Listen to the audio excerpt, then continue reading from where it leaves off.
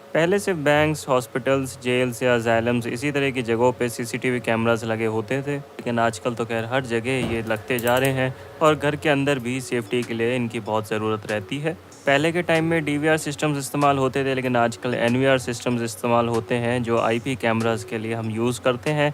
इनके अंदर hard disk लगी होती है अलग अलग कन्फिग्रेशन में। जितने हाई एंड का मॉडल आप लेते हैं उतने ज़्यादा चैनल्स आपको इनमें मिलते हैं, यानी उतने ही कैमरास आप इनमें लगा सकते हैं और हार्ड डिस्क भी उसी हिसाब से ज़्यादा हो जाती है ताकि ज़्यादा कैमरा की फुटेज वो स्टोर कर पाए। इन कैमरास में नाइट विजन भी मिलता है, बल्कि कई कैमरास में पैन, जूम और टिल्ट की फंक्शनैलिटी भी आपको मिलती है।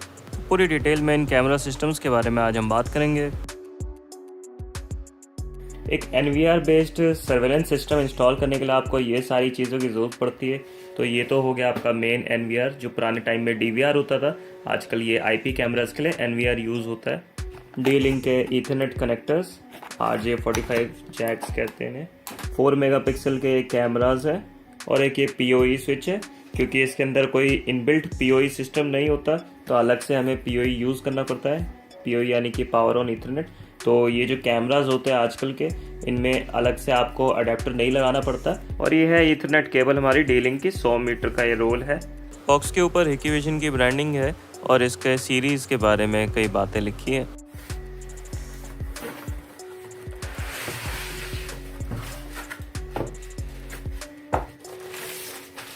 ये इसका एनवीआर होता है। इसकी बैक साइड पे बस आपको इतने ही पोर्ट्स मिलते हैं क्योंकि इसमें पीओई एम्बेडेड नहीं है।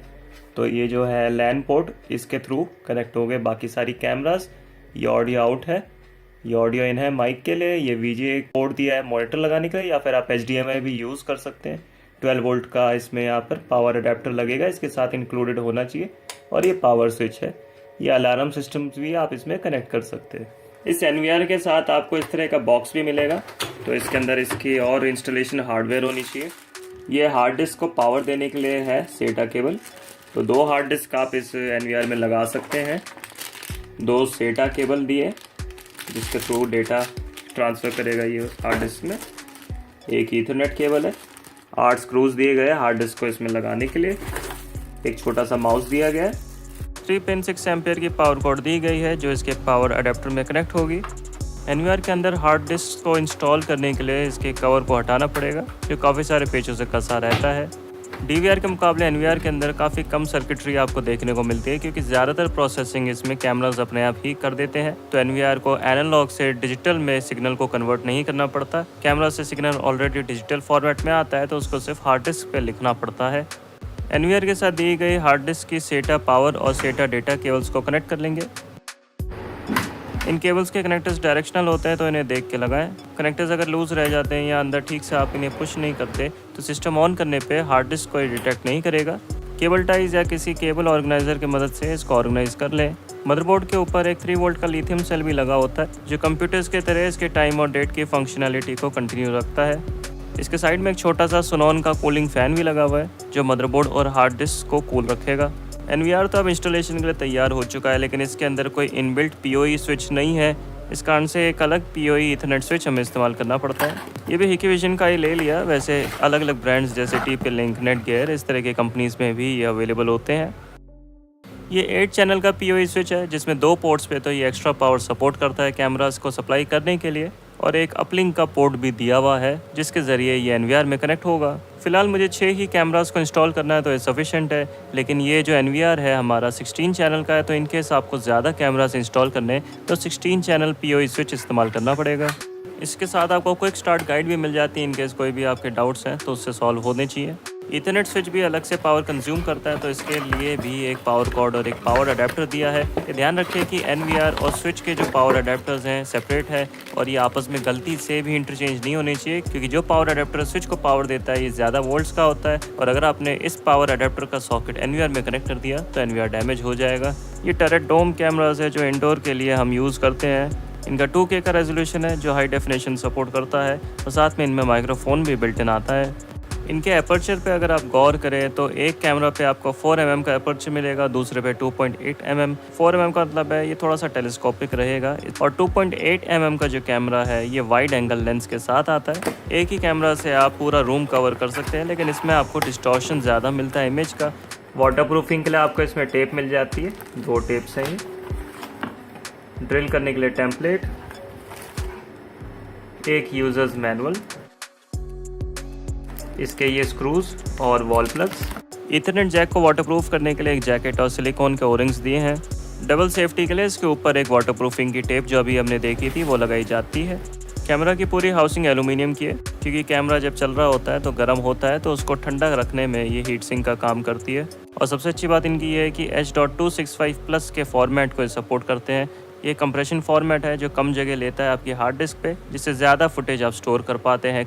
कैमरा पे जहाँ आप लिखा है इस हिस्से को ऊपर की तरफ रखा जाता है। ये कैमरा की ओरिएंटेशन दिखाता है। इसको कनेक्ट करने के लिए एक ईथरनेट कनेक्टर दिया है। ये पावर ऑन ईथरनेट को सपोर्ट करता है और इसी के जरिए सिग्नल्स ट्रांसमिट करता है। कैमरा पे एक अलग से पावर अडेप्टर के लिए भी कनेक्टर दिया है। इनकेस आपके पास POE स्विच नहीं है तो पावर अडेप्टर के जरिए इसको आप पावर दे सकते हैं। जनरली आउटडोर के लिए हम बुलेट कैमरास का इस्तेमाल करते हैं, जो डे लाइट के हिसाब से ज़्यादा बेहतर ऑप्टिमाइज्ड होता है, लेकिन डोम कैमरास को भी आप आउटडोर माउंट कर सकते हैं, क्योंकि ये सारे ही कैमरास वेदर प्रूफ हैं। लेकिन ज़्यादातर बुलेट कैमरास में माइक्रोफोन इनबिल्ट नहीं आता, वहीं तकरीबन ज़्यादातर डोम कैमरास में माइक्रोफोन इनबिल्ट होता है, क्योंकि इंडोर के हिसाब से इनको बनाया जाता है। इसके साथ भी सेम इंस्टॉलेशन हार्डवेयर और कनेक्टर्स आपको मिल जाते हैं। एडजस्टमेंट के लिए ये 2 स्क्रूज दिए गए।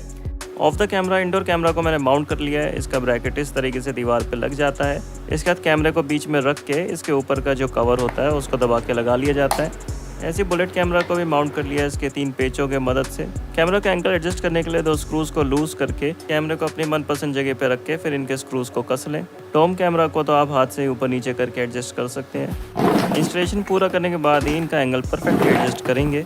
हर कैमरा से अपनी अलग ईथरनेट केबल जाएगी POE स्विच तक, यानी 6 कैमरास हैं तो 6 ईथरनेट केबल्स POE स्विच तक हमें ले जानी है।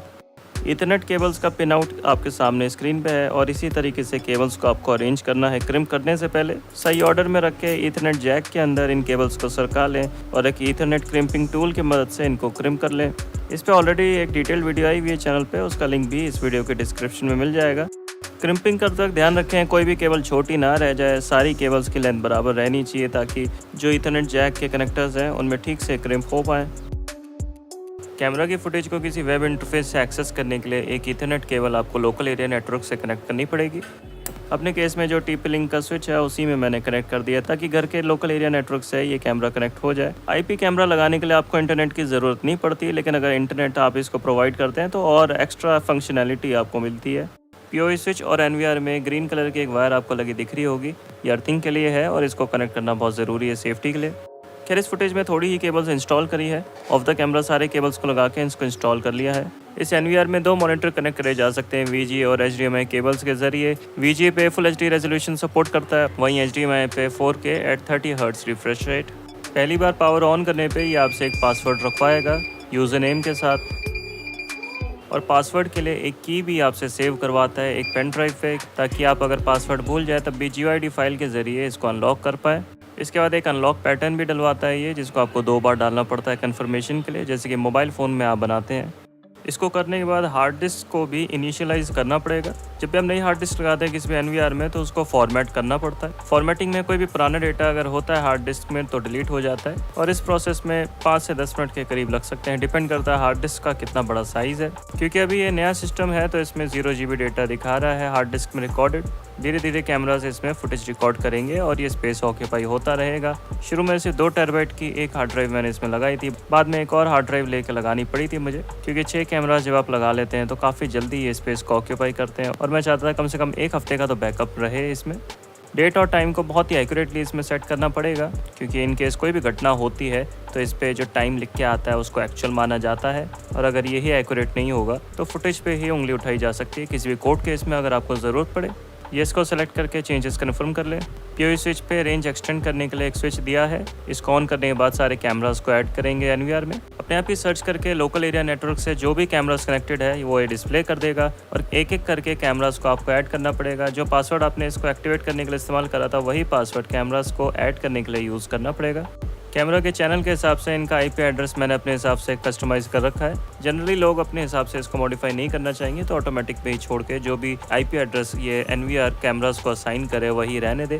कैमरा को ऐड करने के बाद इसके पैरामीटर्स में और भी बहुत सी सेटिंग्स आपको देखने को मिल जाती है, जैसे कि इसकी एक मेन स्ट्रीम रहती है, एक सेकेंडरी, इसमें अलग अलग रेजोल्यूशन रहता है। बैंडविड्थ के हिसाब से इसको कम ज़्यादा कर सकते हैं। अगर बहुत सारे कैमरास आप लगा रहे हैं तो लाइव स्ट्रीम के लिए इनका जो रेजोल्यूशन है थोड़ा सा आपको ड्रॉप करना पड़ेगा। सारे कैमरास का रेजोल्यूशन मैंने अपनी केस में मैक्सिमम रखा हुआ है। बिट रेट वेरिएबल है, वीडियो क्वालिटी मैक्सिमम है, फ्रेम रेट भी फुल है जो भी ये कैमरा सपोर्ट करेगा। शायद 20 से 25 फ्रेम रेट्स आउटपुट करता है। ऐसे वीडियो एनकोडिंग के लिए H.265+ को मैं एनिमल कर दूंगा। इससे कम स्पेस में ज़्यादा लंबी फुटेज को आप स्टोर कर पाते हैं, क्योंकि ये एक हाई एफिशिएंसी वीडियो एनकोडिंग का फॉर्मेट है। इन सभी कैमरास में नाइट विजन भी है, क्योंकि इंफ्रारेड LEDs इनमें बिल्ट इन है, जिससे रात को भी बहुत ही क्लियर फुटेज देता है काफ़ी दूरी तक। खैर रात को इसमें कलर्स गायब हो जाते हैं और ये सिर्फ ब्लैक एंड वाइट फुटेज ही आपको दे सकता है। हिकिविजन की तरफ से ऐसे कैमरास भी अवेलेबल हैं जो अंधेरी रात में भी बिल्कुल क्रिस्टल क्लियर फुटेज आपको दिखाते हैं कलर्स के साथ। इसको इंस्टॉल करने के कुछ समय बाद ही हिकिविजन की तरफ से सॉफ्टवेयर अपडेट अवेलेबल हो गई थी। इसके लिए सॉफ्टवेयर अपडेट करने के लिए हिकिविजन की वेबसाइट पे जाके अपने NVR के मॉडल को आप सेलेक्ट करेंगे तो लेटेस्ट फर्मवेयर आपको मिल जाएगी देखने के लिए। उसको किसी पेन ड्राइव में डाउनलोड करके NVR से पेन ड्राइव कनेक्ट करके फिर आप इंस्टॉल कर सकते हैं। सॉफ्टवेयर अपडेट करने के लिए आपके पास UPS भी होना चाहिए, ताकि इस दौरान बिल्कुल भी बिजली बीच में बंद ना हो। अगर सॉफ्टवेयर अपडेट सक्सेसफुली नहीं हो पाता है, बीच में किसी कारण रुक जाता है, आपकी जो डिवाइस है ये डेड भी हो सकती है। इसलिए अगर डिवाइस ठीक चल रही है, फंक्शनैलिटी से आप सेटिस्फाइड है, तो सॉफ्टवेयर अपडेट करने की ज़रूरत नहीं है। कोई ऐसी एक्स्ट्रा फंक्शनैलिटी अपडेटेड सॉफ्टवेयर आपको नहीं देती है। जैसे NVR की फर्मवेयर हमने अपडेट करी है, इसी तरीके से अलग अलग कैमरास की भी फर्मवेयर आपको अपडेट करनी पड़ेगी, क्योंकि हर एक कैमरा अपने आप में एक कंप्यूटर की तरह है। इसी कारण से हर कैमरा की फर्मवेयर इंडिविजुअली अपडेट करनी पड़ती है। लेकिन हिकिविजन का जो यूज़र इंटरफेस है इसको आसान बनाता है, तो ज़्यादा दिक्कत नहीं आती। बेसिक सेटिंग्स के बारे में तो हमने ऑलरेडी बात कर ली थी। यहाँ से आप माउस पॉइंटर की जो स्पीड होती है इसको कम ज़्यादा कर सकते हैं अपनी ज़रूरत के हिसाब से। DST का मतलब होता है डे लाइट सेविंग टाइम, और कुछ कंट्रीज़ इसको इस्तेमाल करती हैं। हमारे इंडिया में ज़्यादा काम नहीं आता है ये, क्योंकि यहाँ काफ़ी धूप निकलती है। लॉक स्क्रीन की टाइमिंग आप यहाँ पर अपने हिसाब से चेंज कर सकते हैं। ये कितनी देर में अपने आप को लॉक कर लेता है, ये उस चीज़ की सेटिंग है। मेन्यू के ऑप्शंस कौन से मॉनिटर पे आप चाहते हैं ये डिस्प्ले करे, तो वो भी सिलेक्ट कर सकते हैं HDMI और VGA के बीच में। वैसे इसको ऑटो पे रखना ज़्यादा सही रहता है, क्योंकि जो भी आप मॉनिटर कनेक्ट करेंगे जिस भी आउटपुट पे, उसी पे आपको मेन्यू ऑप्शंस डिस्प्ले कर देगा। विंडो का डिवीजन आप यहाँ पर चेंज कर सकते हैं, यानी एक बार में कितनी स्क्रीन आप देखना चाहते हैं। अब क्योंकि ये NVR 16 चैनल्स को सपोर्ट करता है, तो एक ही बार में सारी फुटेजेस ये डिस्प्ले कर सकता है। लेकिन जो क्वालिटी है वो थोड़ी सी ड्रॉप करनी पड़ती है, ताकि इतना बैंडविड्थ मिल जाए। अलग अलग एडमिन्स के नाम और पासवर्ड आप सेट कर सकते हैं अपने हिसाब से। IP एड्रेस मैं स्टैटिक रखना पसंद करता हूँ, इससे बार बार ये चेंज नहीं होता, क्योंकि अगर राउटर इसको अलग अलग IP एड्रेस असाइन करता है तो वेब एड्रेस से फिर अलग अलग IP एड्रेस डालना पड़ता है और एक्सेस करने में थोड़ा सा उससे दिक्कत आती है। बाकी और भी एडिशनल सेटिंग्स हैं इसमें। अगर आप इसको नेटवर्क से कनेक्ट करना चाहते हैं, रिमोटली एक्सेस करना चाहते हैं कहीं दूर बैठे हुए, अगर इंटरनेट से इसको कनेक्ट करा हुआ है तो वो भी कर सकते हैं। यहाँ सारे कैमराज ये डिस्प्ले कर रहा है और कैमराज के अपने अपने IP एड्रेसेस हैं। कैमरा के अंदर डिस्प्ले में जाके इसके और एडिशनल सेटिंग आप कर पाएंगे। टाइम और डेट को लेकर यहाँ से आप फॉर्मेट चेंज कर सकते हैं, टाइम का, डेट का, और अपने हिसाब से और इसमें बहुत सी चीज़ें चेंज कर सकते हैं। एक्सपोजर की इसमें सेटिंग्स दी गई है, बाकी सब ऑटोमेटिक ही रहता है जनरली, और ये ठीक काम करता है। इन केस कोई इश्यूज़ आ रहे होते हैं आपको, जैसे बहुत ज़्यादा सनलाइट पड़ रही है अगर कैमरे पे, या बहुत अंधेरा है, तो इसके हिसाब से आप कम ज़्यादा कर सकते हैं। सारा इसमें ऑटोमेटिक ही छोड़ दिया है मैंने। हिकिविजन के कैमराज में फुटेज की क्वालिटी काफ़ी क्रिस्प होती है दूसरे ब्रांड्स के मुकाबले। बहुत अच्छे से ट्यूनिंग कर रखी है कंपनी ने। अब इसमें प्राइवेसी मास्क के फीचर में क्या होता है, सपोज़ आप कोई एक एरिया को प्राइवेसी देना चाहते हैं, जैसे कोई रूम में या कोई भी ऐसी सेंसिटिव जगह है, तो वहाँ पर आप प्राइवेसी का मास्क एक तरह से कर सकते हैं। एटमोस्ट ये आपको 4 जगह मार्क करने को दे देता है, अपने हिसाब से आप इसी को कर सकते हैं मॉडिफाई। इन सारे ही कैमरास में मोशन डिटेक्शन का भी फीचर मिल जाता है।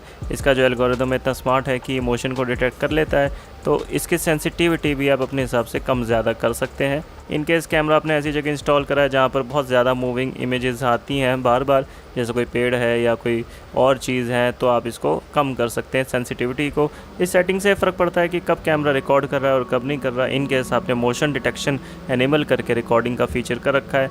मैंने अपने केस में पूरे 24 घंटे रिकॉर्डिंग के लिए कैमरास को लगा रखा है।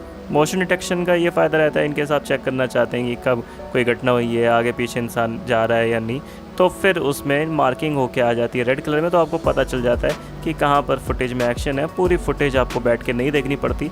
ऐसे इसमें शेड्यूलिंग आप कर सकते हैं फुटेज की, जैसे मंडे के लिए कर दिया, ट्यूसडे के लिए कर दिया। अलग अलग आवर्स आप इसमें सेट कर सकते हैं, कब रिकॉर्डिंग चालू करनी है, कब ऑफ करनी है। अगर आप पुरानी रिकॉर्डिंग्स को देखना चाहते हैं तो प्लेबैक पे जाके कैमरा का चैनल सेलेक्ट करें यहाँ से, और ये देख सकते हैं अभी ये रात की फुटेज है। और अगर इसी फुटेज को आप आगे पीछे करके देखना चाहते हैं तो ये भी कर सकते हैं।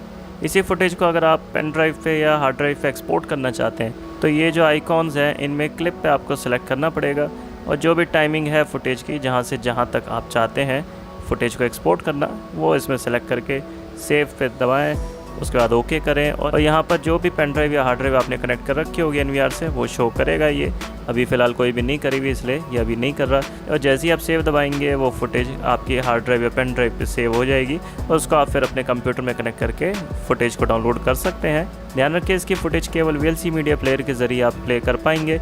नॉर्मली मोबाइल फ़ोन्स पर इतनी ईजिली वो प्ले नहीं होती, थोड़ा अलग सा फॉर्मेट होता है। एक NVR बेस्ड CCTV सिस्टम को इंस्टॉल करना काफ़ी कॉम्प्लिकेटेड होता है, स्पेशली सॉफ्टवेयर के मामले में ज़्यादातर लोगों को काफ़ी दिक्कत आती है। लेकिन इसकी सॉफ्टवेयर में इतनी सारी सेटिंग्स है कि एक एवरेज यूज़र को जानने की ज़रूरत नहीं है और एक वीडियो में कवर नहीं करा जा सकता। लेकिन मुझे उम्मीद है इस वीडियो को देखने के बाद एक एवरेज यूज़र भी इस CCTV सिस्टम को इंस्टॉल कर पाएगा और बेसिक्स भी समझ पाएगा। जैसे कैमरा की अगर फुटेज निकालनी है या पीछे अगर आप देख के एक्सेस करना चाहते हैं किसी फुटेज को किसी पर्टिकुलर डेट या टाइम पे, इस तरह के CCTV सिस्टम्स में अलग अलग कंपोनेंट्स की अलग अलग कीमत रहती है। तो NVR की अगर आप देखें कीमत 3-4 हज़ार से शुरू हो जाता है, और जितने हाई एंड का आप लेंगे उतने ज़्यादा चैनल्स आपको मिल जाते हैं इनमें, और उतनी ही ज़्यादा बैंडविड्थ भी मिलती है। इसी तरीके से POS से जितने चैनल का होगा उतनी इनकी कीमत बढ़ती जाएगी। ऐसे कैमराज 1500 रुपये से शुरू होकर काफ़ी एक्सपेंसिव भी जाते हैं, डिपेंड करता है कितनी फंक्शनलिटी वो आपको ऑफर करते हैं। NCR में हिकिविजन के ऑथराइज्ड डिस्ट्रीब्यूटर का लिंक आपको वीडियो के डिस्क्रिप्शन में मिल जाएगा जाके देखने के लिए। तो मुझे उम्मीद है वीडियो आपको पसंद आई होगी। अगर आपके कोई भी सवाल है CCTV सिस्टम से जुड़े हो तो कमेंट से ज़रूर पूछ सकते हैं मुझसे।